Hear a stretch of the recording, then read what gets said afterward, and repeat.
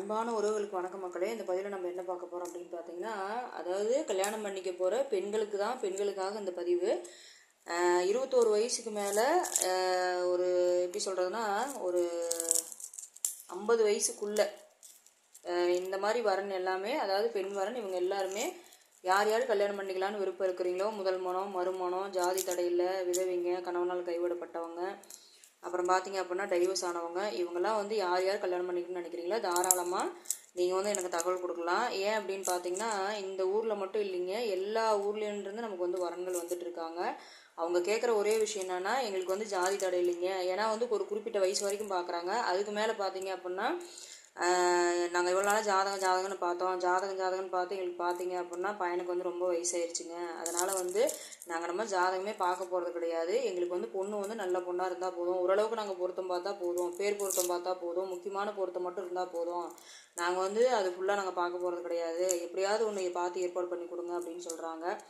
அதனால் மக்களே, நம்மக்கிட்ட இருக்கிற வரன் எல்லாமே வெளிநாடு மாப்பிள்ளை, உள்நாடு மாப்பிள்ளை, எல்லா ஊர்லேருந்தும் வரன் வந்துட்டு தான் இருக்கிறாங்க. அதாவது நம்ம நாமக்கலும் சரி, பார்த்தீங்கன்னா சுற்று வட்டாரத்தில் பெங்களூரு, பாண்டிச்சேரி, திருச்சி, தருமபுரி, இந்த மாதிரி பார்த்தீங்க, இந்த சைடு பார்த்தீங்கன்னா துறையூர், அந்த பக்கம் பார்த்தீங்கன்னா விழுப்புரம் மாவட்டம், பெரம்பலூர், எல்லாம் சுற்றி நாலா பக்கமும் நமக்கு வந்து வரன் வந்துட்டு தான் இருக்காங்க. இந்த வர்ற வரன் எல்லாமே பார்த்தீங்க அப்படின்னா வசதி இல்லாதவங்களாம் யாருமே சொல்ல முடியாது, எல்லாம் நல்லா வசதி வாய்ப்போடு தான் இருக்காங்க.